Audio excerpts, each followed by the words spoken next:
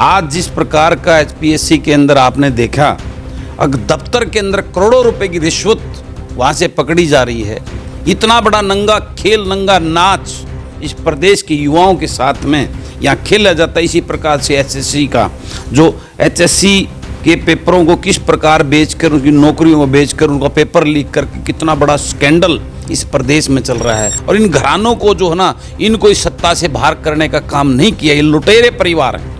इन्होंने अपने घर भरने के अलावा कभी जनता का चिंता नहीं की। इन्होंने जो है ना, ये आज जो बैठे हैं, इनका इतिहास देखो, आज भी देखो किस प्रकार से लूट मचा रखी है। मैं देख कहता हूँ ये 5 घराने, ये लुटेरे घराने हैं। लुटेरे इन्होंने अपने घर, इस प्रदेश को लूट कर किसान मजदूर गरीब का हक, उसका खून चूस कर अपने घर की तिजोरी, अपनी सल्तनत बनाने का काम किया है। किसान आंदोलन बहुत लंबा संघर्ष किसानों ने किया। ये भी कहा गया कि ये जो किसान बैठे हैं, दरअसल ये किसानों के हित के लिए नहीं बैठे, ये अपनी राजनीति करने के लिए बैठे हैं। किसको सरपंची का चुनाव लड़ना है, किसको विधायक का, सांसद का, ये लोग कहीं ना कहीं अपनी राजनीतिक रोटियां सेकने के लिए यहाँ आम लोगों को गुमराह कर रहे हैं। तो आपको क्या लगता है, अब आखिर किसानों की जीत हो गई है, क्या आम लोगों को, आम किसानों को क्या आगे राजनीति में आना चाहिए? सरकार के जो सहयोगी, गठबंधन के सहयोगी जो दल है, उसके सारे नेता इसके ऊपर यही कहते रहे थे, भाई ये किसान हितैषी हैं, किसानों के फायदे के हैं, और बिल होने के बाद में वापस नहीं किए जाते। हम लोकसभा में रहे हैं, हम यहाँ रहे हैं, बड़ी बड़ी बातें उनके नेताओं के द्वारा की जाती रही, आज उनके सामने हैं। रोहतक, सोनीपत, जींद और झज्जर के इसमें पुलिस की भर्ती में किस प्रकार से उन बच्चों को बाहर निकाला जा रहा है, एक अलग से स्कैंडल, ये एक अलग से ऐसा एक इतना ज़बरदस्त घिनौना जो है ना ग्रामीण अंचल के बच्चों के साथ में ये सरकार और उसकी ये दोनों संस्थाएं कर रही हैं, ये अपने आप में एक बहुत बड़ा चिंता का विषय है। महम में जो है वो सेम की बहुत समस्या और बहुत लंबे समय से है। क्या कुंडू साहब के पास कोई ऐसा प्रपोजल है कि उस समस्या का स्थायी समाधान किया जाए? क्योंकि सेम के चलते जो किसानों की है बहुत सारी फसल खराब हो जाती है, जल भराव के कारण बहुत लंबा समय लग जाता है जल निकासी को करते करते, लेकिन काफ़ी हद तक उनकी फसल जो है खराब हो जाती है, मुआवजा मिलने में देरी होती है, गिरदावरी कराने में देरी होती है। क्या आपके पास कोई पक्का ऐसा स्थायी समाधान है जिससे वहाँ के किसानों को, वहाँ के लोगों को निजात मिले? अगर आज भी इतने बड़े संघर्ष के बाद भी इस प्रदेश का किसान मजदूर इस बात को समझने में नाकाम रहा, तो इनका राम भरोसा ही इनका भला नहीं हो सकता। इनका भला तभी हो सकता है जब किसान मजदूर गरीब के परिवार का बेटा, जो इनके गुलाम, जो ये अपने बना के टिकट दे के भेजते हैं, गधे घोड़े को भेज के, और उसको विधानसभा में इनकी जय बोलने के लिए अपने लिए यहाँ लेके आते हैं, जब तक वो लोग बंद नहीं होंगे, जब तक किसान मजदूर का बेटा, और मैं तो निश्चित रूप से कहता हूँ कि जितने लोग यहाँ बैठे थे जिन्होंने इस संघर्ष में योगदान दिया है, उनको इस प्रकार के अपने प्रतिनिधि चुन के लोकसभा और विधानसभा में भेजने चाहिए। हरियाणा की जनता को विपक्ष के जितने भी नेता हैं, जितने भी विधायक है, चाहे वो किसी भी पार्टी को, कहीं ना कहीं उनसे उम्मीद रहती है कि वो उनकी आवाज़, जनता की आवाज़ जो विधानसभा में उठाएंगे। आखिर बलराज कुंडू किस तरीके से जनता की आवाज़ को विधानसभा में उठाएंगे सत्र के दौरान? और ये खेल जो ये खर्ची और पर्ची को बोलते थे भाई ये नहीं चलती, इसमें तो टैंचियाँ चलती हैं। और जिस प्रकार से हर नौकरी की बोली लगाकर ये इस प्रदेश के बच्चों के साथ में खिलवाड़ कर रहे हैं, ये इससे बड़ा न्याय नहीं हो सकता। और इसका एक एक का ये इनकी जो है करनी और कथनी लोगों के सामने आ चुकी हैं। देश का सबसे लंबा आंदोलन किसान आंदोलन, जो कि करीब 380 दिनों के बाद जो है समाप्त हो गया है, उसी के साथ साथ हम बात करें शुक्रवार यानी कि 17 दिसंबर से हरियाणा विधानसभा का स्तर है वो भी शुरू होने जा रहा है। इन तमाम मुद्दों पर बातचीत करने के लिए हमारे साथ महम से आज़ाद निर्दलीय विधायक चौधरी बलराज सिंह कुंडू जी है। कुंडू साहब बहुत बहुत स्वागत है। जी थैंक यू नैन साहब। कुंडू साहब, जैसे कि किसान आंदोलन बहुत लंबा आंदोलन चला, सिर्फ अपने ही देश में नहीं, बाहर भी कहीं ना कहीं लोगों ने प्रोटेस्ट किया किसानों के हित में। आखिरकार सरकार झुकी, सरकार ने जो किसानों की जो मांग थी उसको माना, और ये जो तीनों कानून थे इनको भी वापस लिया। उसके साथ साथ जो भी किसानों की मांगे थी उन पर कहीं ना कहीं सहमति बनती नजर आई। कैसे देखते आप इस पूरे वाक्य को? देखिए, ये किसान आंदोलन में तो शुरू से ही इस आंदोलन में जो मेरे से बन पड़ा, मैंने अपनी एक किसान के साथ खड़ा होकर अपनी भूमिका और अपना योगदान इसमें पूर्ण रूप से दिया जी। आप सब जानते हैं, इसके पूरा प्रदेश भी जानता है, और मैं तो पहले दिन से ही ये बात बोलता भी आया हूँ कि ये जो किसान की मांग थी, ये जो 3 कृषि कानून जो बिल थे कृषि के, ये बिल किसान हितैषी नहीं थे। किसान इसका पहले दिन से ही विरोध कर रहा था और जिसके लिए ये आंदोलन शुरू किया था। और इतना बड़ा आंदोलन, ये एक इतिहास, सदियों तक याद किया जाएगा इस आंदोलन को, जिस प्रकार से। और इस आंदोलन को इतने लंबे अंतराल के दौरान केंद्र और प्रदेश की सरकारों ने इसको बदनाम करने के लिए, इसको तोड़ने के लिए, किसानों का भाईचारा आपस में फूट डालने के लिए तरह तरह की भ्रांतियां भी फैलाई गई। लेकिन मेरा बार बार ये कहना है कि ये सियासत और कुर्सी के लिए आंदोलन नहीं था। ये किसान मजदूर के बच्चों के पेट की लड़ाई थी, उनके बच्चों के भविष्य की लड़ाई थी, अन्नदाता की नस्ल और फसल बचाने के लिए लड़ाई थी। और इसी वजह से इसमें राजनीति सोच ना होने की वजह से ये आंदोलन इतनी शिद्दत के साथ और इतना लंबा, 1 साल से भी ज़्यादा चला। और आखिर में केंद्र सरकार को किसानों के सामने झुकते हुए उनकी, मैं मानता हूँ, कुछ मांगों को मानकर बाकी पर अपनी सहमति जताते हुए किसान से देश के प्रधानमंत्री नरेंद्र मोदी ने माफ़ी मांगते हुए और अपनी गलती को एक्सेप्ट करते हुए 3 काले कानून वापस लेने का काम किया। और किसान को 1 साल के बाद उसकी इस लड़ाई की जीत हासिल हुई। बिल्कुल कुल्लू साहब, आपने कहा कि प्रधानमंत्री ने खुद जो है वो देश के लोगों से, देश के अन्नदाताओं से माफ़ी मांगी। और मुझे अच्छी तरह से याद है जब हरियाणा विधानसभा का पिछला सेशन था, जब विधानसभा स्तर में अविश्वास प्रस्ताव भी लाया गया था, तो बलराज कुंडू ने खड़े होकर ये आपकी तरफ से सवाल लगाया गया था। आपने सीधा सीधा सरकार से और खासकर कृषि मंत्री से सवाल किया था कि कृषि मंत्री जी, आप इसमें मुझे एक भी फायदा बता दीजिए, आखिर क्या फायदा है किसानों का। और वही कहीं ना कहीं प्रधानमंत्री ने स्वीकार भी किया, उन्होंने कहा कि हम किसानों को समझा नहीं पाए। बिल्कुल, मैंने ये तो आपने सबने देखा, पूरे प्रदेश ने देखा। विधानसभा के अंदर मैंने पूरी सरकार से और उस सरकार के बिहाफ पे कृषि मंत्री जी कंवरपाल जी, अभय सिंह यादव, उन्होंने इसके ऊपर चर्चा भी करी, बहस भी करी। लेकिन वो मेरी एक भी उन बात का एक भी जवाब देने में सक्षम नहीं थे, वो नहीं दे पाए। और मैं पहले दिन से कह रहा था ये कानून जो है ना, इनमें एक भी बेनिफिट आप सरकार ये बताए इसमें किसान का ये बेनिफिट है। दूसरी बात, इस सरकार के जो सहयोगी, गठबंधन के सहयोगी जो दल है, उसके सारे नेता इसके ऊपर यही कहते रहे थे, भाई ये किसान हितैषी हैं, किसानों के फायदे के हैं। और बिल होने के बाद में वापस नहीं किए जाते। हम लोकसभा में रहे हैं, हम यहाँ रहे हैं, बड़ी बड़ी बातें उनके नेताओं के द्वारा की जाती रही, आज उनके सामने है। किसान अन्नदाता जब एक संकल्प लेकर जो जिस चीज़ को ठान लेता है उसको हासिल करके ही मानता है। ये पुराना इतिहास है। अंग्रेजों के टाइम पे भी ये आंदोलन हुए, कांग्रेस की सरकार में भी आंदोलन हुए हैं। तो उस अन्नदाता की ताकत का शायद अब 1 साल के अंतराल के बाद सरकार को एहसास हुआ। और आज जिस प्रकार की ये सहयोगी दल ये कह रहे हैं कि वो उसका वाहवाही लूटने के लिए तरह तरह की बात कर रहे हैं, तो इस बात को इस प्रदेश का किसान अच्छी तरह जान चुका है। और आने वाले समय में देश और प्रदेश में सत्ता काबिज करने का काम भी आने वाले समय में, उसका निर्णय भी इस प्रदेश का किसान मजदूर करेगा। इस बात में कतई कोई दो राय नहीं है। जी बिल्कुल। कुल्लू साहब, आपने कहा कि गठबंधन के लोगों की तरफ से तरह तरह की बयानबाजी किसान आंदोलन के समय की गई।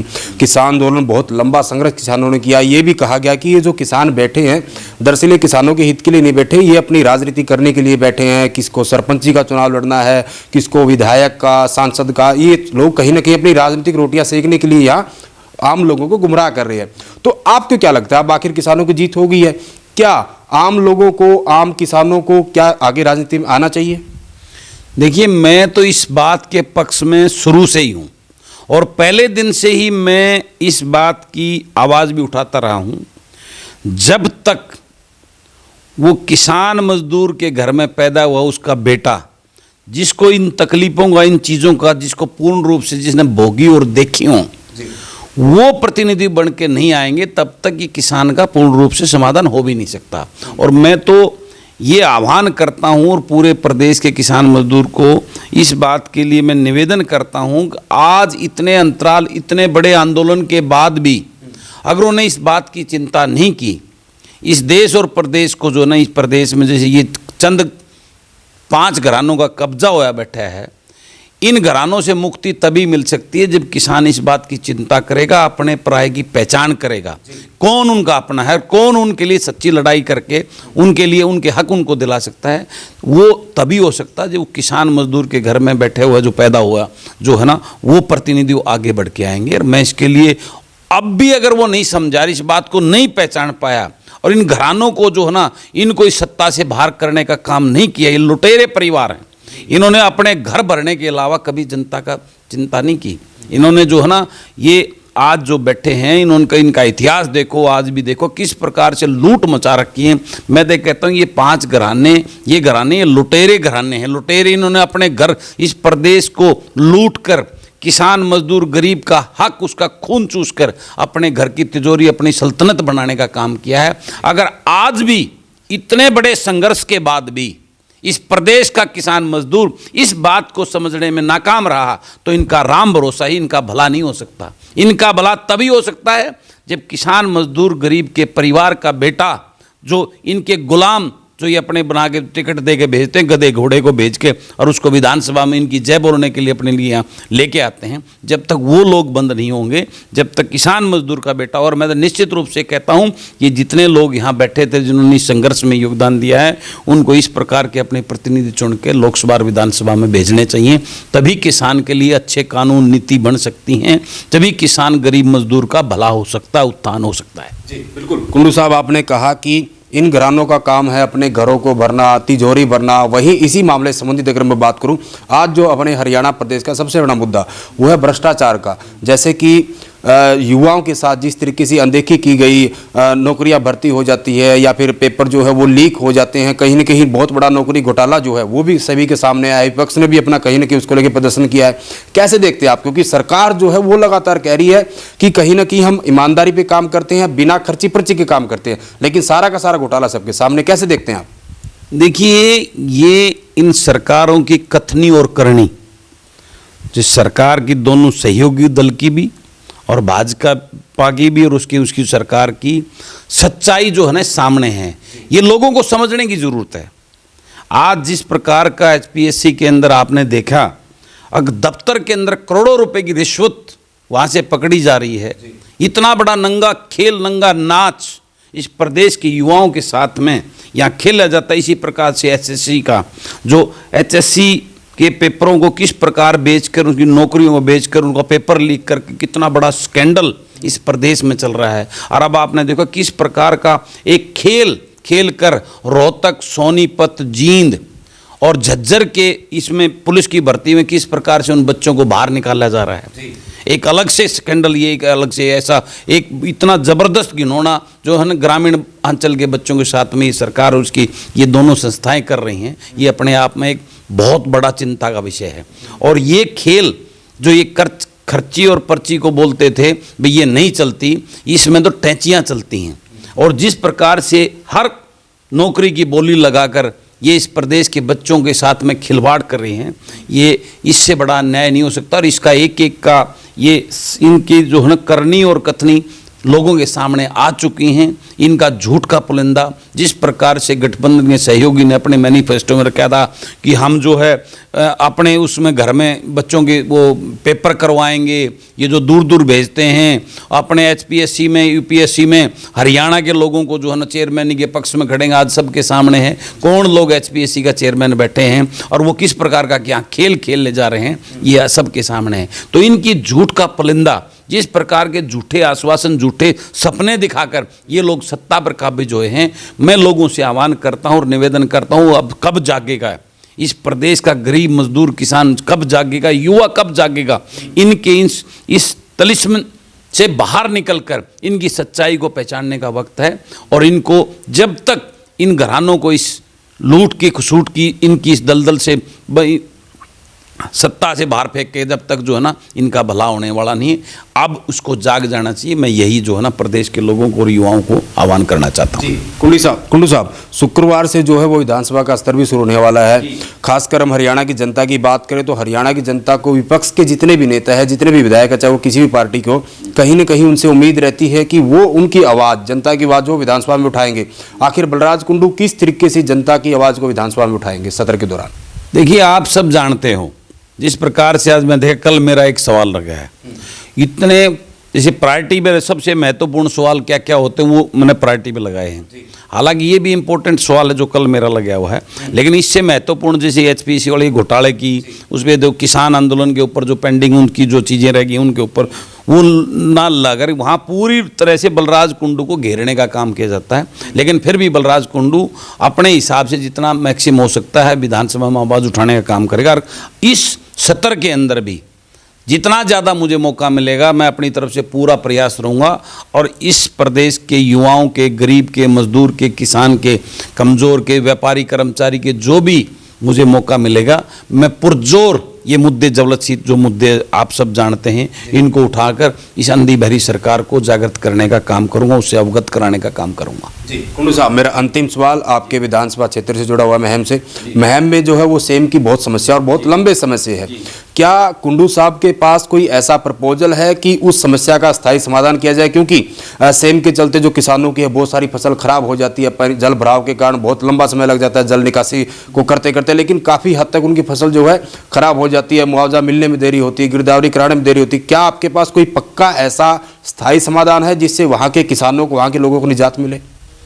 देखिए, सबसे बड़ा दुर्भाग्य मैं यही कहूँगा, इस प्रदेश में जो यहाँ मंत्री बनते हैं, कृषि मंत्री बनते आ रहे हैं, एग्रीकल्चर मिनिस्टर बनते आ रहे हैं, मैंने कभी उन लोगों को इसमें सीरियस होते देखा ही नहीं कि उनका काम क्या है। इस टाइप की जो फसलें नष्ट होती हैं, पानी का भराव होता है, ये एग्रीकल्चर और इरिगेशन दोनों डिपार्टमेंट का पार्ट होता है।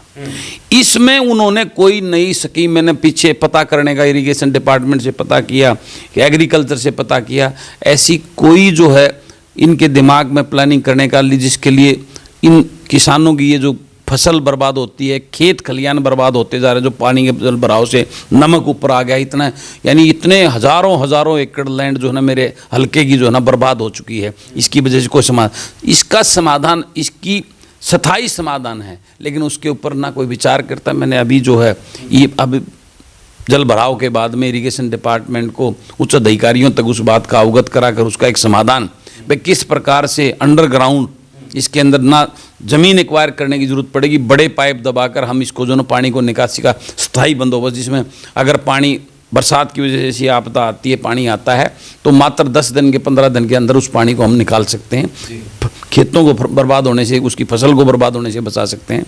लेकिन उसके ऊपर इनकी, क्योंकि जब तक गवर्नमेंट की पॉलिसी नहीं होगी अकेला अधिकारी भी कुछ नहीं कर सकता, लेकिन उसकी गवर्नमेंट की सीरियसनेस ना होने की वजह से अधिकारी भी हाथ पे हाथ धर के उसमें कोई कार्य होते हुए नजर नहीं आ रहे।